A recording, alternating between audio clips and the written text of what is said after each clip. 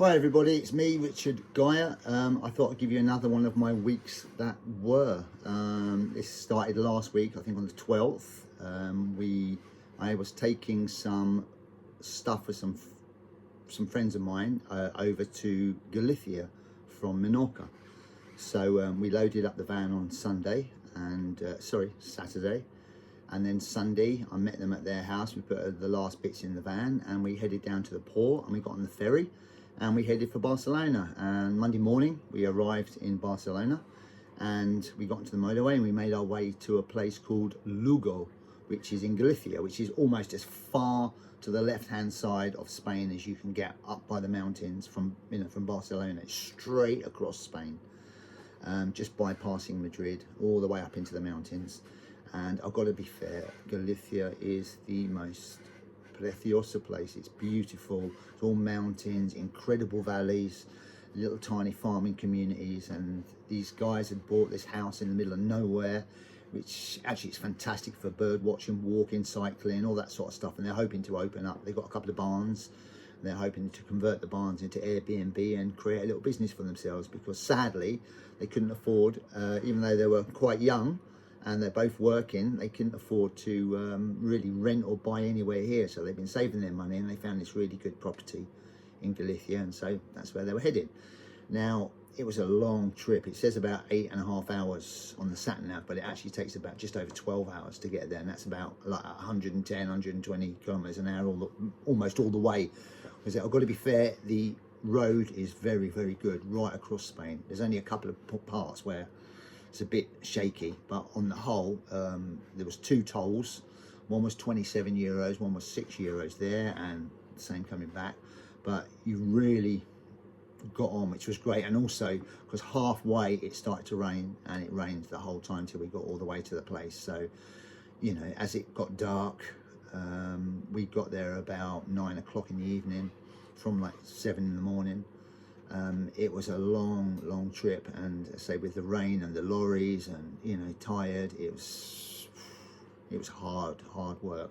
But we got there, and the next day we unloaded everything in the morning and basically had a look around the place. It was incredible. I mean, 13 years somebody hadn't lived there, so it was in a mess.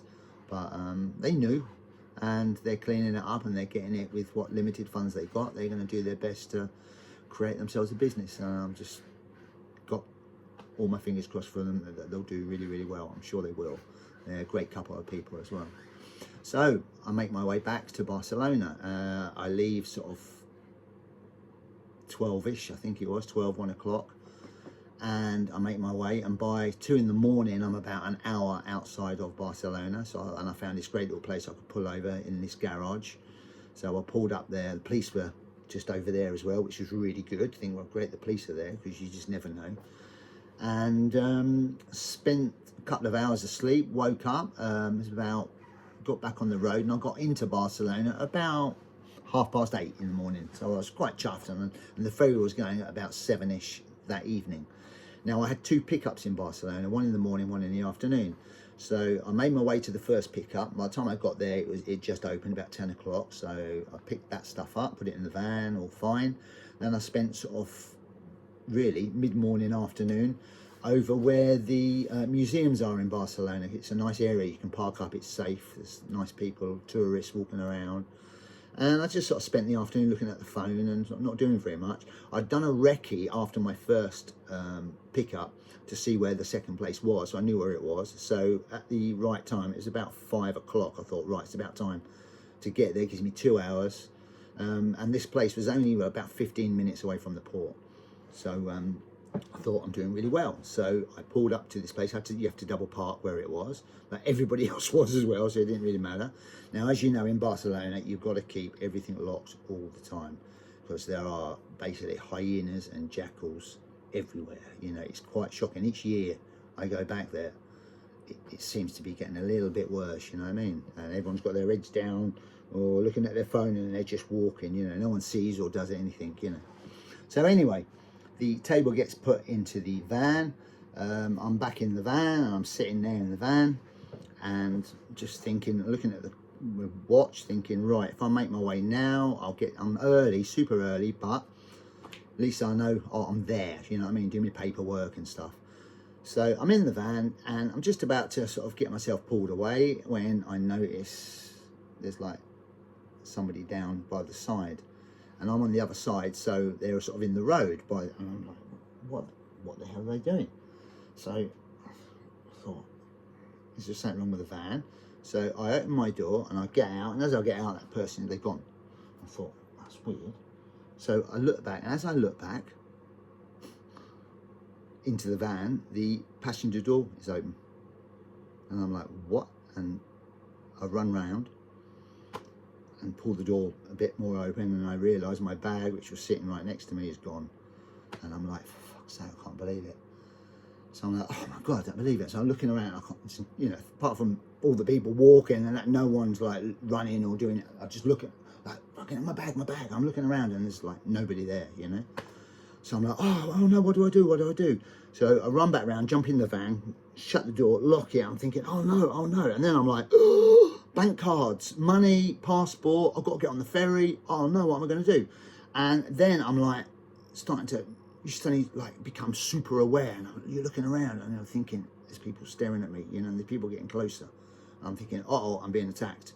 So I just put the van in, woof, and I fly off, and I go up the road, get to the corner, turn around and come back down on myself. And then I'm like, fuck, bank cards, got to cancel my bank cards. And thank God I had my mobile phone here in my pocket. So I'm like, oh. So I pull around the corner from where I was, and there's a place I can pull up. So I pull up and I grab my phone, and I'm like, right, first things first, cancel the bank cards. So I get on the app, ring up Santander. Good afternoon. Welcome to Santander Banking. We are concerned with your safety. You know, I'm like, just answer the phone! You know, anyway, like 2 minutes, finally get on, and I'm able to cancel those cards. I've been robbed, please cancel all my cards straight away. And people on the desk were great. And I've got an account with Bank of March as well. And I'm like, oh, Bank of March, shit. So I ring Bank of March. Good afternoon. Welcome to Bank of March. We take your security very seriously. And I'm like, oh, not again, you know. And I'm thinking right now, some fucker is, pardon my French, is at the machine already, like sucking all my money out, you know. Not that I've got a lot of money, but just sucking out the 15 euros I've got, you know. And so I ring Bank of March, and I've got to be fair. Lovely woman comes on, super helpful, super brilliant, cancels everything there and then, assures me no one can get any money, no one's taken any money, and just get myself back to Menorca, you know. So then I'm thinking, I've got to make a report. And then I look at the clock, and it's like gone 6. And I'm like, oh my God, I've only just got time for the ferry. What do I do? So I thought, get to the ferry, sort it out then. I can ring Menorca, you know, maybe they can send my, you know, I'm thinking, oh, documents, how am I going to get on the ferry? So anyway, I'm thinking all of this, and I get going again. And as I'm going along, there's a motorbike to my right hand side, and it's right there. And I thought, what? And I'm all like super aware and paranoid and freaked out and shaking and coming down the road. And of course, you know, Barcelona, there's traffic and bikes and all that, but there's this motorbike right there, and there's another one there, you know, and they're just following, you know. I'm like, they're following me. And then I'm looking, and this guy's looking at me, and he's going, I'm thinking, what? And then I'm like, what's he saying? Well, and I think, wheel, or I'm mad, or wheel. I think wheel. I thought, oh, and then it all comes to me, doesn't it? They puncture your tyre, get you to pull over, or they pretend you've got a puncture. So I'm thinking, oh, I'm like, no way. And by then I'm down at the very bottom of the Ramblers where the Christopher Columbus statue is. And I turn right there, and I'm meant to go over to the left to get outside the ferry terminal. Well, in my panic, I miss. So I go on the road just above. So I'm going along, and it's like a little motorway, and I can see the ferry port down there, and I can see my ferry. I'm on the road up, but I know, because I've been there so many times, just go to the end of that road, round the roundabout, back on yourself, and actually you're right outside. So I thought, it's okay. Well, as I'm going through the tunnel, you suddenly go through this little tunnel, and I'm going through the tunnel, and I start to feel, I'm thinking, what? And I look, and I'm thinking, it's like, you know, when you go too far over to the left or to the right, you hit those things that make your tyres rattle, so you know you're over too far. When I'm looking, I'm thinking, well, there's nothing on the road, the road's smooth. And then I look, in my mirror, and then I can see bits of tyre. And I'm like, fuck, I've got a puncture. And that's when I realised what the guy was doing down there when I was up the road. Punctured my tyre, didn't he, the bastard?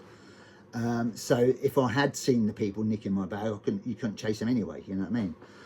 So I'm like, oh no, and that's when I realised, oh no, if I pull over, the guys with the bikes, because that's what they do, you know, you pull over, and boom, they're on you, and they're going to get everything else. So I'm thinking, can't pull over. So I'm going along, I come through, as I come out of the tunnel, suddenly, I know I can't drive anymore, the tyre is too shredded, and I thought I'm going to destroy the van. So just luckily, as you come out of this tunnel, there's a bit on the right-hand side where you can pull over a bit. So I pull over. So I started to I thought I saw it. I thought, I have to pull over there. And I'm like, where's the bikes? Where's the motorbikes? And then suddenly, I've got to put my hazards on. And then suddenly, right behind me, just boom, out of nowhere, there's a traffic code police car. And I'm thinking, thank God. So I've got my hazards on. So I pull over and they pull over behind me. And then suddenly, there's no motorbikes. There's no anything. They've obviously seen it and they've gone. So I pull over, I jump out of the van, I run up to the police car, they get out, they're going, que pasa, you know, and I'm like, I've just been robbed, and they've done my tyre, oh fucking hell, they took everything. And then Copper, he's like, straight away, perfect English, he's like, mate, calm down, don't worry, we're here, nothing's going to happen now, we're here, everything's fine, tell me slowly what's happened. So I told him, just up the road there, put some stuff in the van. I'm in the van, I see someone down there, I'll get out to see what he was doing, and then suddenly someone robs my bag from the other side, and they're like, yeah, 1,000 times a day, mate. And I'm like, and you know, and I panic and I take off, and I've gone around the corner, and luckily I've cancelled my bank cards. I've just done that now because I'm lucky I've still got my phones. I tell them the whole story, and they're like, right, let's get you off this motorway, we need to change the tyre, where's your tyre? So they help me and we get all the stuff out of the car. It's a big thing to change a tyre on a big van, you know. So anyway, so we get it all out, we get the tyre changed, and they're like, I said, you know, I need to make a denuncia, you know, a report, a statement about the robbery. And they're like, guy, you ain't got time. You got to be on this ferry at 7. Yeah, I said, you've got to get going now. When you get back to Menorca, where you go in, I said, go straight to the police station the next morning, and you can make a report there. It'll all be fine, you know what I mean? You can do the robbery there. I said, are you sure? They said, yeah, you're fine. Just get yourself to the port and get yourself sorted out. So they're behind me. They stop all the traffic. They let me out. I go down, and then I look behind me, and they've gone. I'm like, where they gone? They just disappeared like angels. I look, honestly, all the cars started again. No police car, and I'm like, that's the weirdest thing. Where the fuck are they? You know.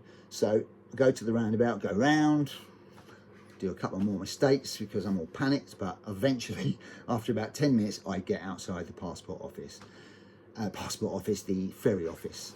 So I pull up behind this car, right? So I pull up behind this car, and I'm thinking, right, what do I do? So I thought, right, I'm safe now. So I get my phone out, and obviously I then ring my people. I ring my people in Menorca, and I'm like, I'm at the ferry terminal, what do I do? You know what I mean? What do I do? I've got no documents, I've got no money, and I had to pay for the ferry on the way back, you see. And I of course, I had the money in the bag, didn't I, to pay for the ferry? So I think, I've got no money, I've got no documentation to get for the car, for anything, you know what I mean? For myself. What do I do? And I'm sitting there, and then suddenly, the car in front of me, suddenly there's 6 policemen round it. Right, just 2 foot in front of me, and I thought, hey? And this one cop, he's looking at me, and I'm looking at him, and I'm thinking, what's going on? And then they open all these car doors, and then they drag out these 3 guys, and they put them up against the wall, and they're all in the car pulling stuff out, and I'm like, what? And they're going to me, then this copper turns to me, and he goes, you, move out the way. I'm like, I'm moving. So I pulled the other side of that car, sort of a bit further down, and I'm looking back thinking, what the hell's going on? Obviously, these people are trying to get on the ferry with something, you know what I mean? And so they, you know. But anyway, so that was going on. So that freaked me out a bit. I'm like, oh my God, this place! I'm looking around, this place. So I go up to the ferry office, and I tell you what great people they are. They're like, they'd heard this story 1,000 times, probably that week. And they're like, yeah, right, done your tyre, yep, yeah, and then you couldn't chase it, no, and you got your mobile. I said, yeah, I've got my mobile, and luckily on my mobile I've got pictures of my residencia, of all my passport and all these sort of things. And then meanwhile, they had rung from England, the people I was working for had rung from Menorca to tell the ferry company that they use all the time for freight. So I was on as a lorry driver, basically. I was on there as freight. So I actually think you probably get a little bit more service as freight, you know what I mean? They want to get you on and off, you know, get your money. So they knew the van, they knew me because they had all my details from the way over a few days before. And they were like, oh yeah, Richard Guy, yeah, we got all your details here. We know, okay, you've told us what happened, la da da da da, and they sorted out my ticket. Got a credit card sent from Menorca, so we paid for the ticket. And then I went to the other office to get my tickets, and he was brilliant. And he said, right, he said, the place has changed from last year. You have to go to a different gate now. And I'm like, oh mate. And you could see I was in such confusion. He went, give me your phone. I gave him my phone and he put down the exact route. Right, follow that blue line, you know. So I followed the blue line, got to the ferry, got on the ferry, and got back to Menorca. And so, of course, the next morning I have to go to the police station in Mojon. So I mean, again, in Spain, if you live in Spain, there's loads of different police forces. There's the local, there's the national, there's the Guardia Civil. And in Barcelona, there's the Mossos d'Esquadra, they call them. It's Guardia Civil. So they're all different. So anyway, 2 hours I'm in the police station waiting to do a denuncia to say what happened to me in Barcelona. And because there's only one guy, a lovely guy, really lovely guy. And eventually I got into his office and I told the whole story. He wrote it all out, stamped me paper, photocopied it, give me the original. And he said, right, with this now you can start to get your documentation back, you know, which is what I've now been doing for like 4 days. It's a nightmare, absolute nightmare, because you can't get this unless you got that. You can't get that unless you got this. And you can't get this because you haven't got that. You know, so the only card I've got so far is my Spanish medical card. I've got that at the moment. They gave me that today, so that was really. So I've got one card now. I've got to apply for a new passport from England, or from Madrid, I think it is. So I've just done that, and I've been down to Traffico to try and get a new driving license, but you can't get your driving license till you get your residencia. I can't get my residencia till I get my English passport. You know, so. So I suppose because they've been stolen, they're going to have to give me new numbers or something, or if someone can just use my old passport willy-nilly. So I understand what's going on. So in my best Spanish, I've been to every office, and also Sandra down at Centro Constabulary on Fort de Lo. She has been fantastic as well. She's really helped me out this morning as well with loads of paperwork and getting things organised and getting me citas. What's a cita? A cita is as a time, you know, a time to go to an office, because every office now you can't just walk in like you used to be able to in the old days. You've got to get an appointment and a time, and you know, it's always like the worst, most inconvenient time as well, unless you use Sandra. She gets you a good time. So I was really chuffed with that. So I've been all morning this morning trying to get all my stuff back. And what's been really interesting was I had to go back and what they call ambulate my statement, because you say something. At the time I was in the police station, I told them the story, and then when you come back home or in the night, in the middle of the night, you wake up and you're thinking about this because you can't stop. When you've been robbed, it really does take a toll on you. It really does. It really makes you feel super vulnerable and super suspicious. And you know, like some of my friends have said, the problem is when you come from somewhere like Menorca with a Menorca mentality, where everything is open, you don't look, you know, because you know everyone knows you and everyone's friends, and it's just a lovely place. When you go to somewhere like a city, I'm not just saying Barcelona, because it's the same in any city, I'm sure, in Europe at the moment. You know, you have to change your mentality and realise not everyone's your friend, and just because someone smiles at you doesn't mean they're a nice person, you know. And as I say, you only have to sit for 5 minutes and watch the people around you to realise just how many of them are hyenas and jackals just waiting for their opportunity to get something off you, you know. It's quite scary. It is quite scary. So, of course, in the middle of the night, you're waking up, and also you're remembering things that was in your bag that you forgot to tell the police. I'm like, oh, shit, there was that there, and oh, there was this there. So I decide, and you'll never believe also what happened. It was Leslie said, what? Because at Christmas we do that Secret Santa, and Anthony and Leah, my stepson and his wife, they bought me an Apple AirTag. And Leslie said to me, she went, you know, it's such a shame, isn't it, that you didn't have that bloody Apple AirTag in your bag. And I went, I did have it in my bag. And my grandson Jack was with us when she said it. And I went, oh my God. So I'm like, oh, how'd you find it? I couldn't say Jack, little Jack. He's like, he's only 10. He's like, give me your phone, Papa.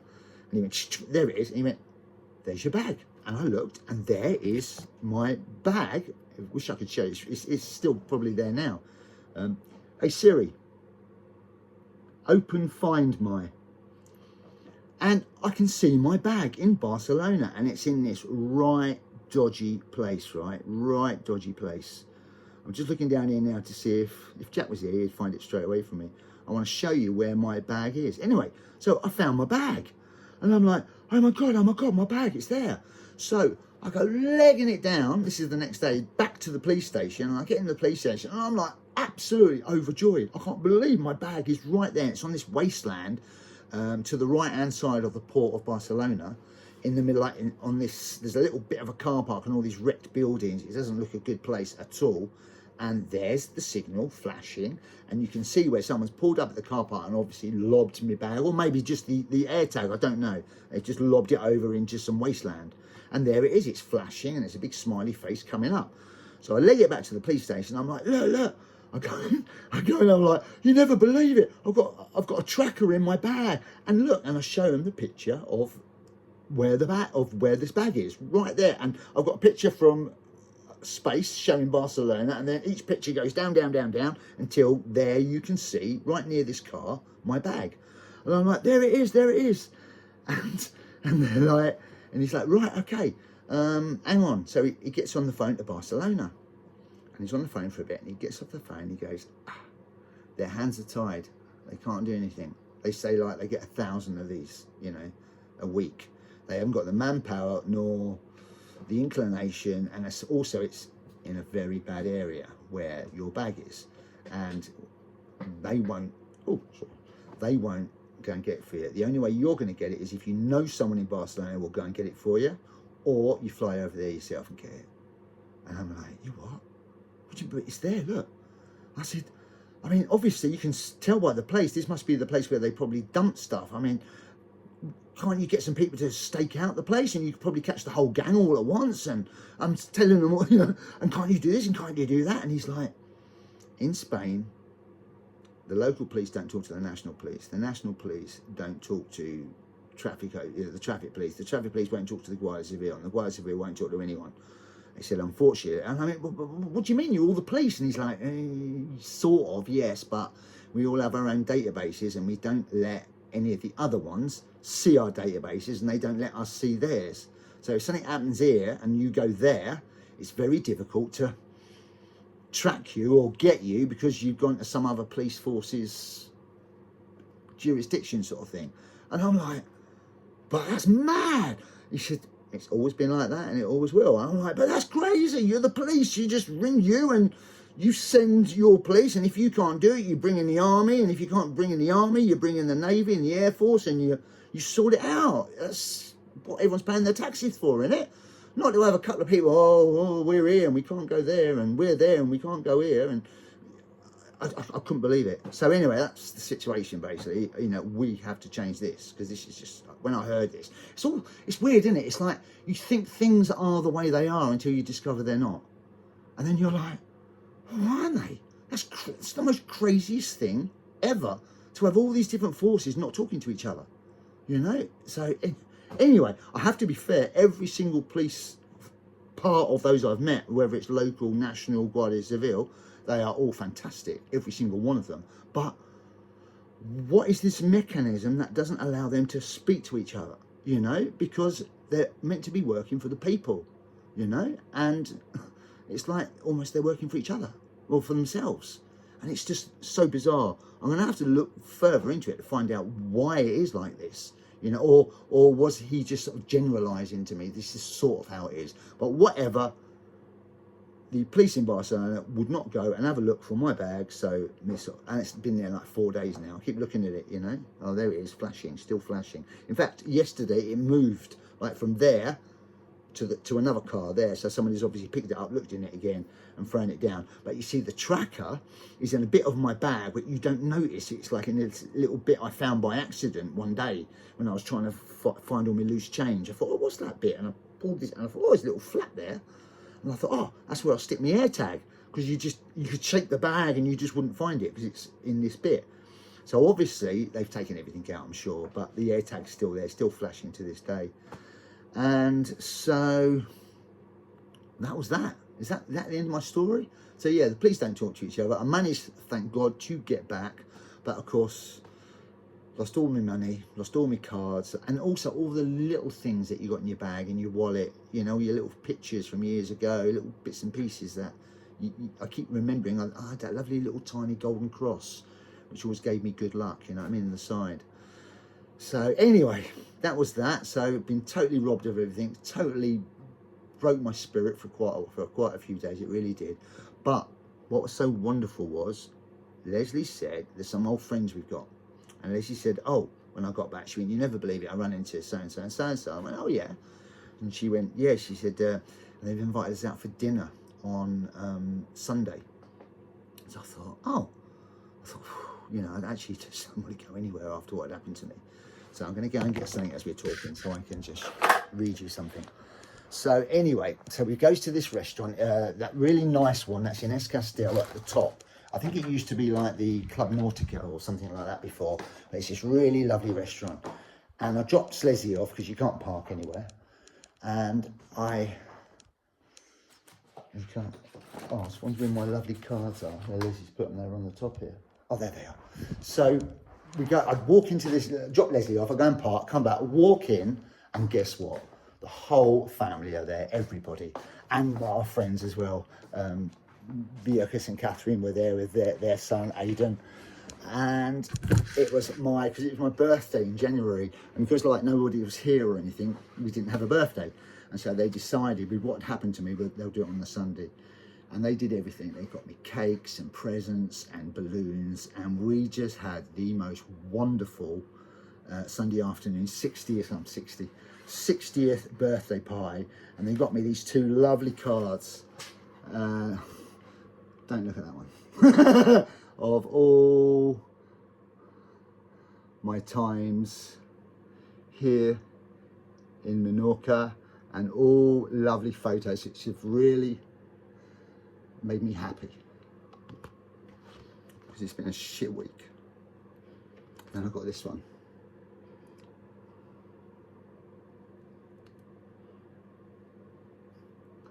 That's with my grandkids, and us on the back there. Happy 60th, Papa.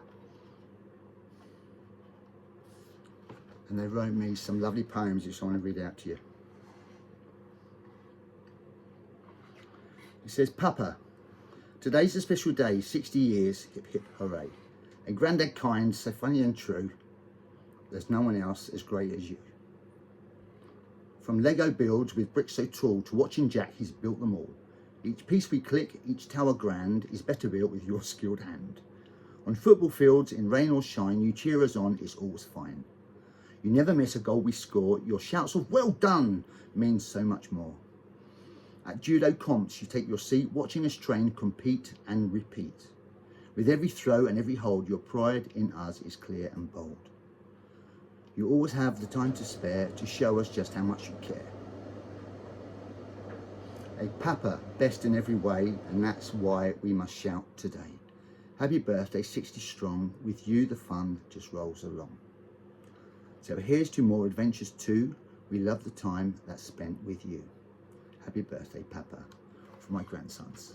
And that's just beautiful. And then I've got this one. It's my other one. And they wrote me a poem as well. I love poems. And look, they've all written special messages in there. And I've got a lovely poem here. 60 years, a life well spun, filled with love and work well done. A heart so pure, a spirit bright. A guiding star, a shining light. A carpenter with gifted hands who builds with love, who understands. No broken thing can stay that way. You mend, you fix, you save the day. Your faith in Jesus stands so tall. With love and grace you give your all. Yet sci-fi worlds still call your mind to galaxies and stars aligned. Your music flows, your guitar sings with melodies that spread your wings. A voice so warm, so full of cheer, each note a gift for all who hear. But most of all, your greatest pride, your family standing by your side. 4 little stars shine oh so bright. You fill your heart with love and light, they do. Jack and Joshua full of fun, bringing laughter on the run. Levy's smile, so sweet and wide, and Harry's joy you hold with pride. Your grandkids know, without a doubt, you're what true love is all about. The kindest man, so strong, so free, a heart as big as one can be. So here's to you on 60 years, with songs and love and joyful cheers. May your days be bright, your heart stay strong, with family, faith, and love lifelong. Isn't that just beautiful? I want to thank them so much. You really did brighten up what was a very horrible week. Still makes me feel bad when I think about it, but I'm trying not to, because as Leslie said, they didn't attack you, they didn't stab you, they didn't hurt you. They stole bits of paper and bits of plastic, which can all be replaced. Little bit of advice for anybody who is now heading for the big cities: just be really super aware of yourselves and your things and your security, and just keep your eyes out, because as I say, there are jackals and there are hyenas everywhere, and they are waiting to pounce, you know. So just be very aware. And once you are, like Barcelona is such a wonderful town, a city. I've been there so many times and always had a great time, never seen anything bad. It's just one of those really bad times. And I think also because I was so tired as well after such a long drive, and so joyous of getting these people to start their new life, you know. We were so excited for, I am so excited for them. And so I just wish them well. And so, as I say, I was tired, I was emotional afterwards. I've never been so super stressed. And you're on your own, and you've got this big van full of people's stuff, you've got so much responsibility, and then just in the blink of an eye, something like that happened, you know. But I want to thank especially Charlie and Leslie, who I know did an awful lot of the organising of the meal, and Leah as well. The girls in our family are wonderful, on our Menorcan side over here, and the boys too. And we had a great day, and you really cheered me up, and you really made me put into perspective what had happened to me that week. And I'm going to get over it once I get all my cards back and my bank accounts back and everything's right. And the sun's coming. It's nearly April, you know, so it's going to be, I'm hoping I'm going to make sure I'm going to have a really wonderful, lovely summer. And that is the end of my week. What a week. And let's just hope next week isn't going to be quite as eventful. Until the next time I have an exciting week, I'll see you soon, everybody. Take care, and love to everybody. Look after yourselves and each other.